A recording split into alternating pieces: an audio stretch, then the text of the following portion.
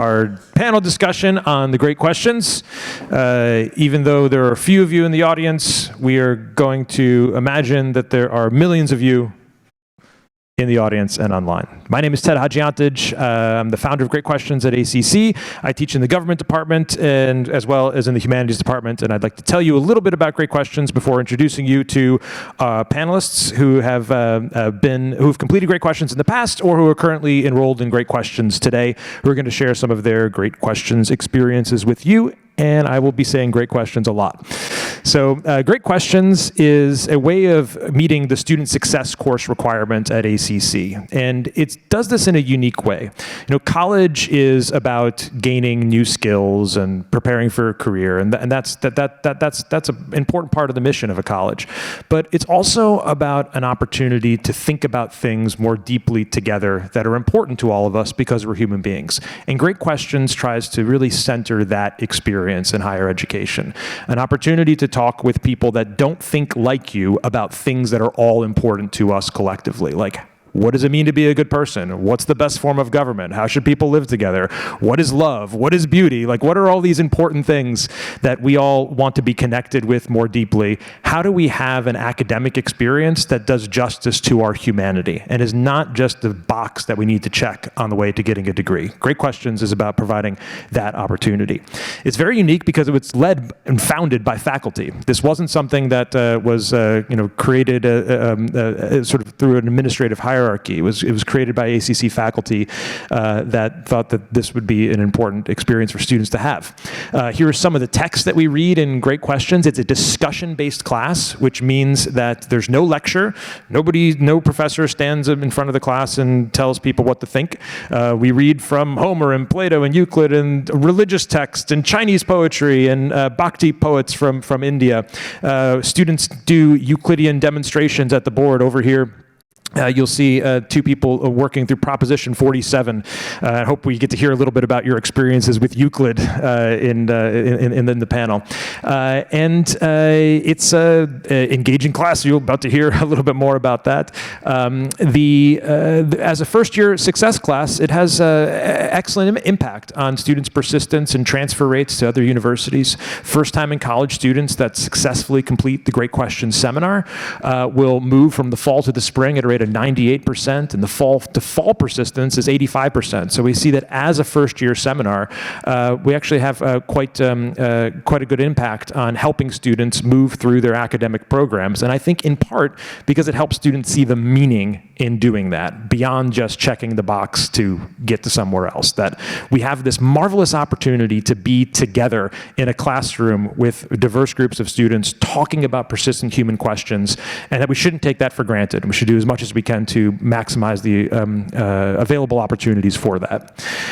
We've got the Great Questions journey through the core curriculum, which are classes that meet general education course requirements at Austin Community College that also focus on discussion-based study of transformative texts. These are some of the elements of that.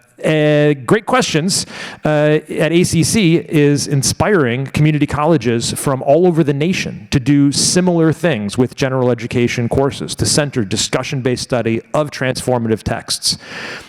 So far, 27 other community colleges have started to work in their core curriculum, faculty-driven, of course, with focusing on discussion-based study of transformative texts. And people are taking notice. We've most recent article in the New York Times featured Great Questions as an example of where meaningful higher education is happening in undergraduate courses. And that was particularly exciting because we were the only college that was featured in that article and doing like the liberal arts really, really well. And I think that's really special as a community college to have that featured in the Times. Okay, so I'd like to, thank you. I'd like to now have our panelists introduce themselves, and I've got a number of questions for y'all, and I'm really looking forward to hearing about your experience in Great Questions. So we'll start with Julia and go around this way, and please turn your mics on. And just let us know your name, if you're in Great Questions currently, and if not, when did you complete Great Questions, and your major as well. Thank you. I'm Julia, and I'm a government major, and I'm currently enrolled in Great Questions. Hi, I am Sam Henderson. I'm also currently enrolled in Great Questions, and I'm going into paleontology. I'm Lily, and my major is Korean, and I completed Great Questions in 2022. Hi, my name is Taryn Blackman. I'm studying studio art, and I previously finished the Great Questions seminar last semester. It's Anthony Hampton, degree is Peace and Conflict Studies, and I completed Great Questions back in 2021. My name is Ragad Abu Jabal. People call me Ragad. I am a computer science major, and I'm currently enrolled in the Great Questions class. Hi, my name's Ray, and I took the Great Questions class in the 5-week course, pardon me, I'm not used to talking into a microphone, last summer. So, thank you. Hi, I'm Marie, and I am majoring for government/pre-law, and I complete my Great Question in the spring of 2023. Thank you. Thank you all for being here. I really appreciate you all coming out to share your experience with our group and the folks online. Okay, so my first question is about how a Great Questions course differs from other courses you've taken at ACC. And I'd like to hear from students that are currently enrolled in the class. Maybe you can just kind of set the vibe for us about what does the classroom even feel like? Like, how does that class feel different even from day one? And I'd like to invite Regard and Sam to start us off with this first one. Okay, I guess I can start. So immediately when you get into a Great Questions classroom, it's more, instead of lecture-based, it's discussion-based, obviously. So we got in there after reading a couple chapters of the Odyssey, and we took all of the chairs and tables and put them in a giant circle so we could have a giant discussion about just the Odyssey in general and questions that we had or that kind of stuff. Going back to the point that Sam was talking about, it's a more discussion-based class, and you get into discussions with different people every time, which are all in your class. So you get to know them on a more deeper level, and you get to see other people's perspectives. Like, we're all reading the same text, but everyone has a different idea and a different version of what they read, and I think that's really interesting, and you will never get to experience this in other classes. Thank you. Anyone else want to chime in on that question before I move to the next one? Taryn? Yeah. Awesome. So just building on those points, I think it's important to recognize it's a curriculum that allows you to recognize there's no right answer or no right perspective. It's a way for you to engage with your peers and understand where they're coming from, and perhaps even change your point of view when it comes to what you're discussing. Thanks for that. Okay, my next question. Great Questions fulfills the student success course mandate, and one of our explicit goals is to help students navigate their first semester at Austin Community College. And so my question for Lily and Ray, who both took Great Questions in their first semester, is how did Great Questions help you navigate your first semester at ACC and help you feel like you belong in college? Great Questions was really important because it taught me to think differently and not think in black and white, because there's so much gray area in Great Questions. So that just helped me further understand material that I read in future courses. Yeah, absolutely. Was a lot of practical application. We did learn how to create presentations and everything like that, but in taking a 5-week course, and I took a full course load, I had no idea what I was doing, and having that class first thing in the morning where we all got to sit around and talk about life, and reality and what we're all experiencing, the fact that we all have like totally different perspectives on things where, you know, where everybody's sat in that like live sketching class and looking at the same statue from different angles. Like there is no right answer. And the material itself is mind-bending. It, you know, tickles everything. Like you've got the philosophical and you've got with Euclid, like literally like you are having to really understand these concepts to envision them in a way he did. And what does that say about like how we bring things into the world? And that's something explored in all of the material from different angles. It's, you know, same analogy, but it's also the, you know, blind men touching the elephant. But because you have those discussions with your classmates, you get to like hear all the different answers and have a greater, clearer picture of the concept as a whole. And no, great questions kept me going because I needed that. Cool. Thanks, Ray. Thanks, Lily. How many of you developed friendships in your Great Questions class? By a show of hands. Did you make friends in your class? Yeah. Some, okay. Yeah, I think that one of the things that I've noticed in my Great Questions classes is that students get to know each other better in that class than they do in other classes, and that is very supportive in a student's first year journey at ACC. Okay, I've got another question for y'all. So this is for students who completed Great Questions in the past. What is something meaningful that you remember from your course, either a discussion you remember having or a text that you found particularly meaningful? So I'd like to invite Maria and Taryn to respond to this. And I'm sure you all have things you want to jump in on here as well. So what's an experience that you remember from Great Questions that sort of sticks with you today? Sure. So just to begin, we discussed geometry with Euclid's. So one of the texts that we had for an introduction was talking about how math is instructed and comparing that to other disciplines. So one of the unique things is it took the idea of what if we taught music differently? What if instead of learning an instrument, instead you learned what are these notes, how do you recognize these, and you begin there and then eventually you'll get to actually creating music.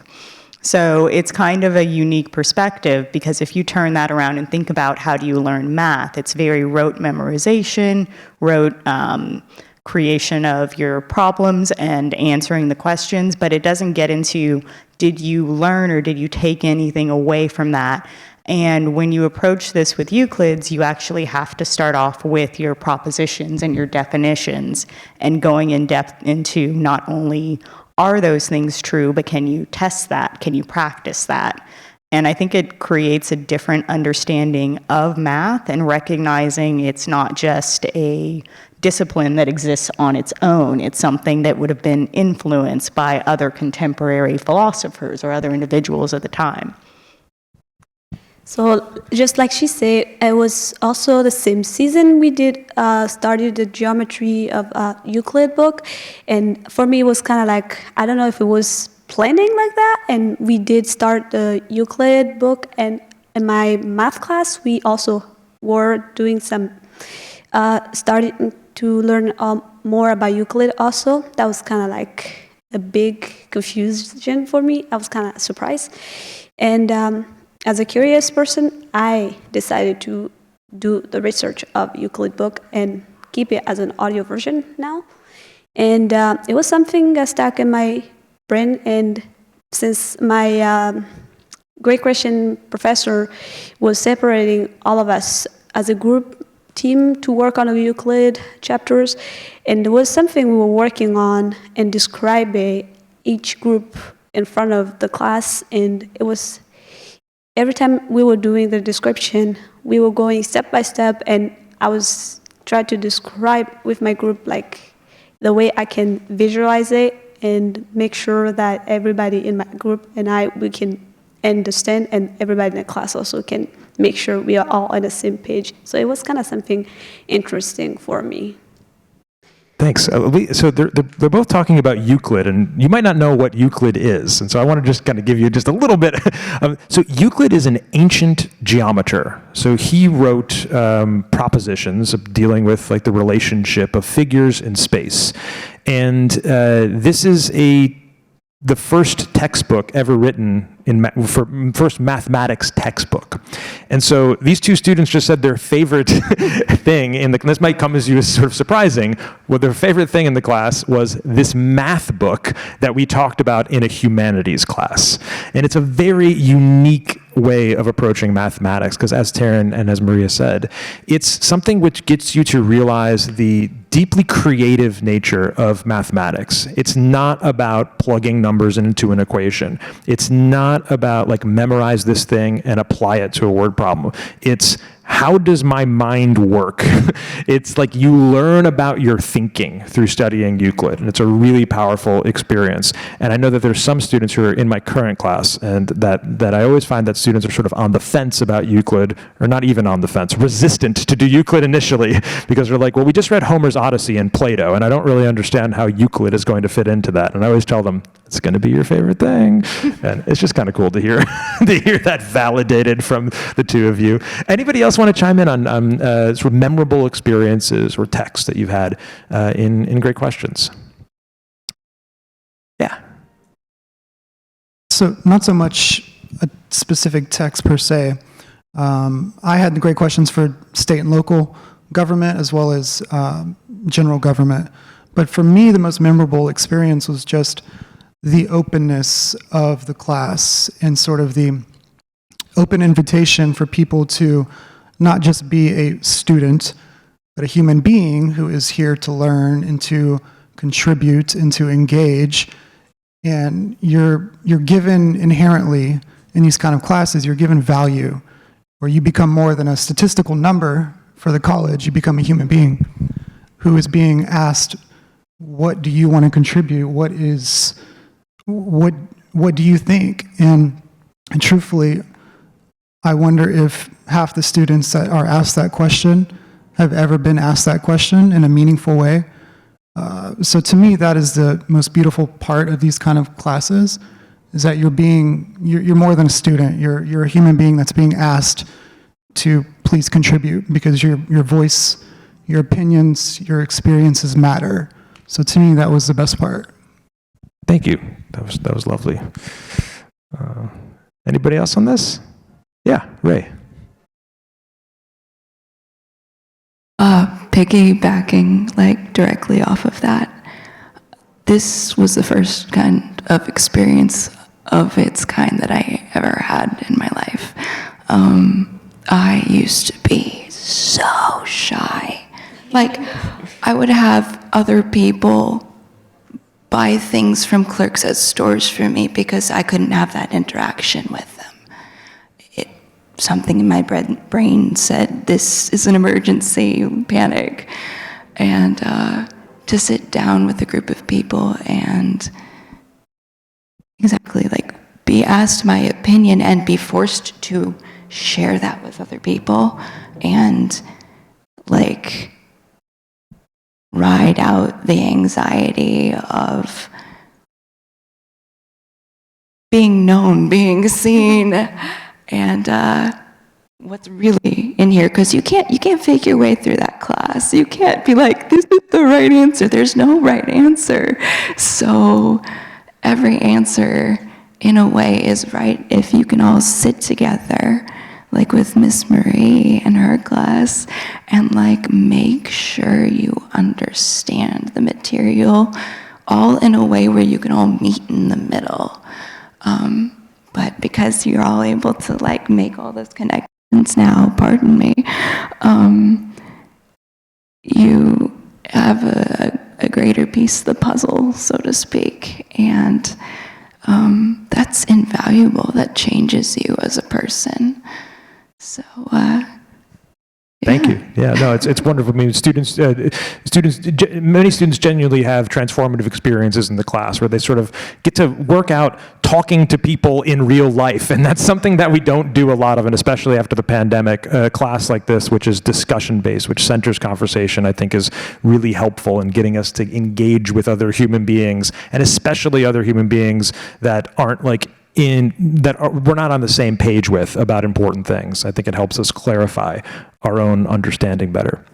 Now, one of the things I noticed about this group is that none of you are philosophy majors or humanities majors. This is a humanities class that's very much steeped in philosophy, but we've got majors from computer science, government, paleontology, studio art, Japanese, pre-law, foreign languages.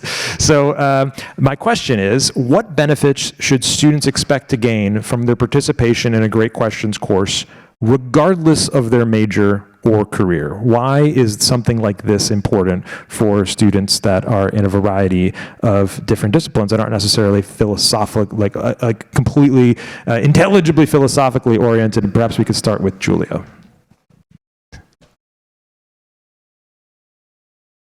I think there's a lot to gain from a discussion-based class like this, because we're asked a lot of great questions about life, and a lot of people bring to the table a lot of different perspectives. And I think there's something to gain from like being introduced to people that maybe don't think the same way as you, because it kind of teaches you how to interact with someone respectfully in like a professional setting, an academic setting, social setting.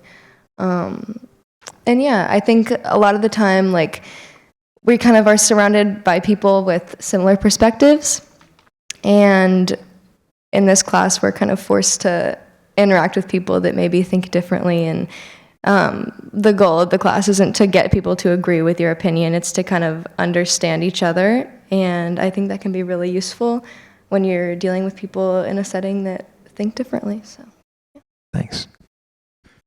Anybody else on this? Yeah, Taryn. So one of the things about my experience that was a little bit different from all of the others here is that mine was virtual as opposed to in person. So awesome. That's perfect. So one of the things that I think is unique about that is that in our lives and like social media or other venues, like you do interact online with other people, but how often do you think about those individuals as other people on the other side of the screen?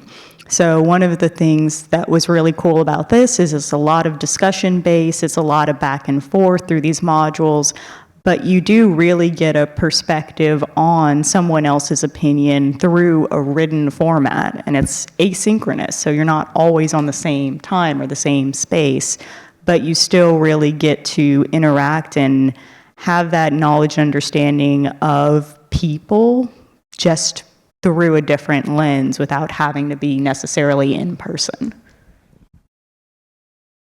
I think another really positive aspect is that this class forces you to articulate your view, because we live in a time, obviously, where opinions are thrown out, but there's not a lot of articulation behind that opinion, whatever side someone is on.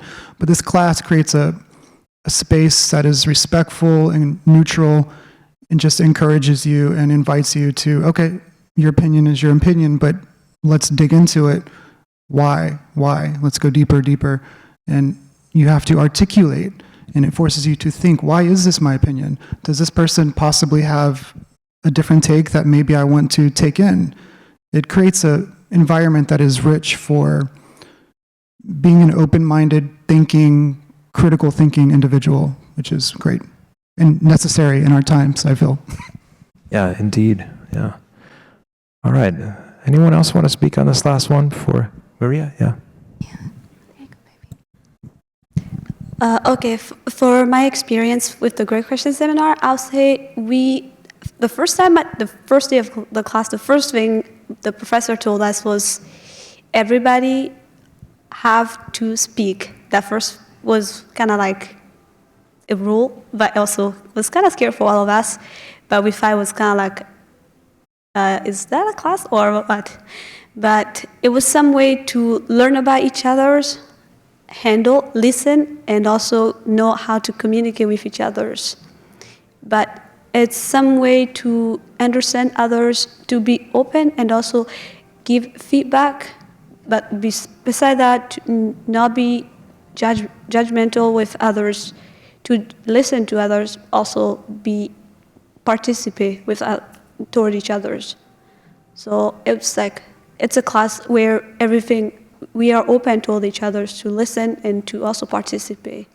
I love that. This is a great note to open it up to some of your questions here, if you have them for our panel. I mean, this is exactly what we need in the country, right? Being able to listen to each other, and be able to talk to each other across differences. And in Great Questions, we get to practice doing that. And I think it makes us, I think the more that we do this sort of thing in higher ed, the better we'll be as a nation, because we can actually start to listen to each other and talk to each other, perhaps. So thanks for being a part of this. Do you have any questions for the group? Anything that you'd like to know more about?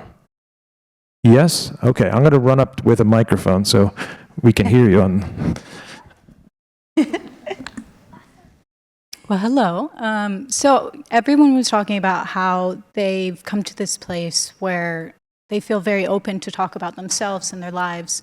Was there ever a time when you felt like you came to a roadblock in this class and you were like, this is an opinion that I don't necessarily agree with, and how did you work your mind around it? How did you get past that roadblock and move forward so you could be open? Honestly, it was Euclid. Euclid was definitely.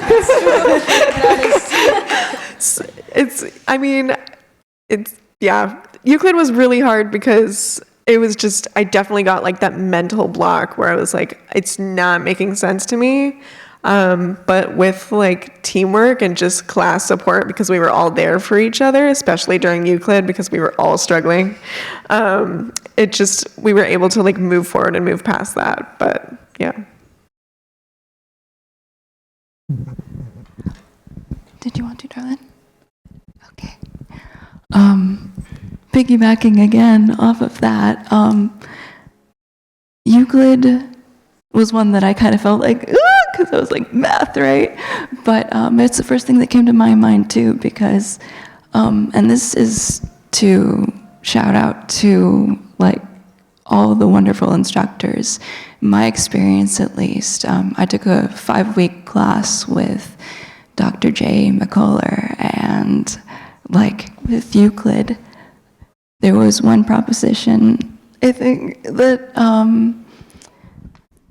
the instruction was a straight line, and it was an angle, and I was like, it's not a straight line, it's an angle. And he's like, he sat with me once he realized that I was like serious and not messing with him, right? Because I was like, that line is not straight. I was very like literal. It's clearly like, it's a soft angle, but it's an angle, right?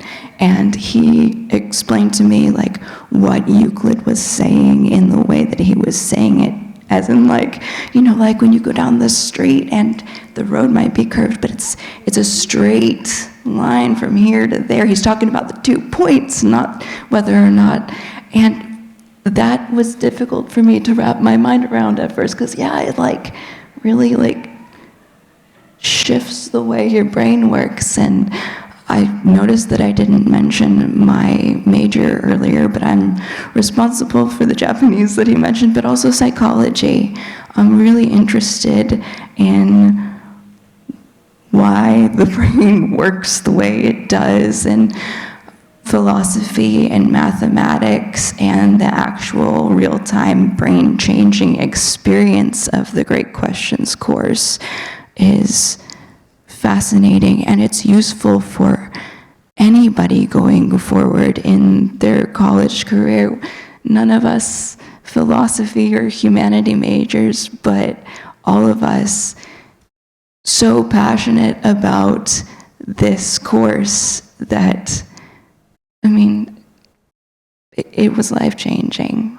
There's at least, and I can't speak for everybody here by any means, but And that's another thing you learn. You can't speak for anybody. Don't make assumptions. Because, I mean, going through that class, you're forced to recognize that not everybody thinks the way that you do, and you're not right about everything. You're not wrong about everything either, and your voice and your opinion matters. And it was a really excellent experience. Miss Marie. All right, I see how both of you said that Euclid was very hard, because we did have that experience in my class. But as with my professor, Dr. Lauer, which I say very big hi to her, she was trying to separate most of the people who were very good on math in the different groups. That was barely a hard fight in our class. The mostly debating time was when we were reading the Odyssey book. That was a very debating time. Sometimes she was sending us to reread the book, the chapters, and we're like coming with different opinion, different point of views. She was like, okay, we have to reread it together now. So it was kind of like, yes, I agree with that part, but maybe not. So she was reading it for us, and we'll try to figure out where are we missing the part, what part are we missing. So it's sometimes we'll try to understand each other, giving it our point of view to each other, but it was also kind of like, maybe not, we agree, but we're not sure. And so we decided to just do some group work together, think about it, and we give her some answer next class, which was good. It will work after that. All right, folks. I am told that we are out of time. I'm sorry we can't take any more questions, but thank you for a question that elicited some really wonderful responses. Thank you very much for being here, panel. I really appreciate you taking Saturday morning to come out and spend some time with us. So let's give our panel a big round of applause, please. And thank you all for being here as well, for learning a little bit about great questions. If you're interested in learning more, our website is at this QR code, and there are also some pamphlets in the back and stickers. So please help yourself, and I hope you have a great time at ACC's 50-year homecoming. So long.